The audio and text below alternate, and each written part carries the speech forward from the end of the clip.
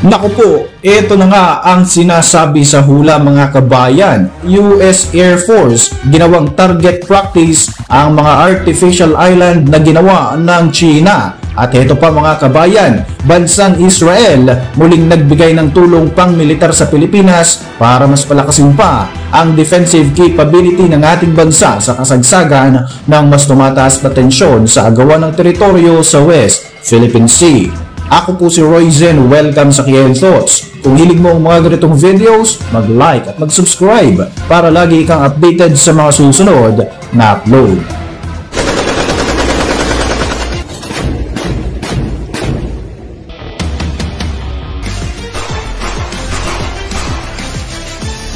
Artificial island ng bansang China sa bahagi ng Mischief Reef o ng Panganiban Reef, ginawang target practice ng US Air Force sa inilunsad nitong combat drone event kamakailan lamang. Dosen-dosen ng mga MQ-9 Reaper drone squadrons ang nagtipon sa Hurlburt Field, Florida nito lamang September 2024 para sa annual competition upang itest ang kakayahan ng mga drone pilots at sensor operators para sa Special Operation Wings ng US military.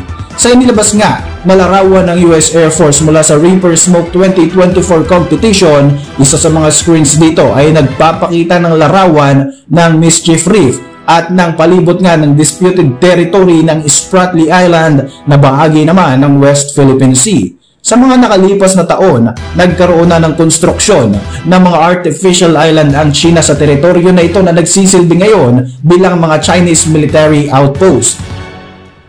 Matagal nang tinututulan at kinukondena ng Amerika at ng mga kaalyado nitong bansa ang ginagawang ito ng China sapagkat ang Pilipinas nga ang siyang may karapatan sa mga bahurang ito dahil ito ay pasok sa 200 nautical miles exclusive economic zone ng ating bansa. Sa kasalukuyan, ang Mischief Reef o ang Panganiban Reef ay mayroon ng mga airstrips, missile systems, jamming equipment at iba pang military capabilities para sa bansang China. Base sa mga mapa na inilabas ng US Air Force, kasama ang teritoryong ito sa simulation para sa mga target ng Reaper drone exercises. Dahil malaki ang posibilidad na magkakaroon ng giyera sa pagitan ng US at China sa hinaharap sa bahagi ng Indo-Pacific region, tila pinaghahandaan na nga ng American forces ang pagdadala ng mga MQ-9 Reaper drones at ng iba pang military assets nito para pulbusin ang mga artificial islands ng bansang China. Sa mga larawang ipinakita ng US Department of Defense, makikita na nakamonitor ang Amerika sa mga galaw ng China at talaga namang pinaghahandaan ito ang anumang gagawin ng Chinese military. Isa pang good news mga kabayan, Israel tuloy-tuloy pa rin ang tulong para masigurong mapapalakas ang depensa ng Pilipinas. Mga missiles na ginagamit ng Philippine Spider Air Defense System ng ating bansa, posibleng magagamit na rin ng mga FA-50 fighter jets ng ating hukbong panghimpapawid. Nakikipagtulungan ngayon ang Korean aerospace industry sa Israel upang ma-integrate na nga sa mga FA-50 fighter jets ng Pilipinas ang Phyton 5 infrared guided short-range missile system at ang iDerby-ER guided medium-range air-to-air missile na mga produkto na galing mismo sa bansang Israel. Ito ay binuo ng Rafael Advanced Defense System na siyang gumawa rin ng Iron Dome. Ang hakbang na ito ay upang masigurong magtutuloy-tuloy ang pagpapalakas ng defense capability ng ating bansa lalo na nga't patuloy ang tensyon na nagaganap sa West Philippine Sea.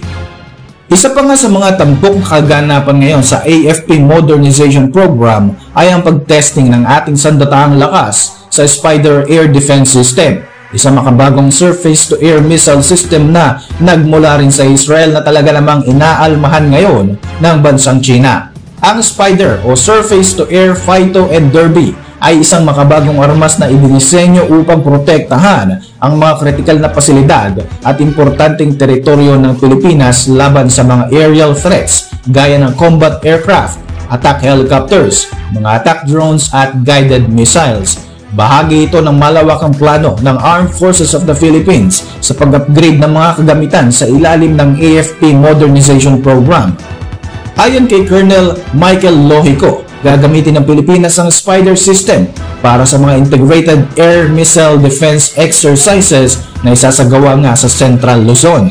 Layunin ng mga pagsasanay na ito na masubukan ang kahusayan ng Spider system at makita ang interoperability nito kasama ang mga defensive system ng Amerika. Sa pamamagitan ng mga ganitong pagsasanay, mas magiging handa ang Pilipinas sa iba't ibang anyo ng aerial threat.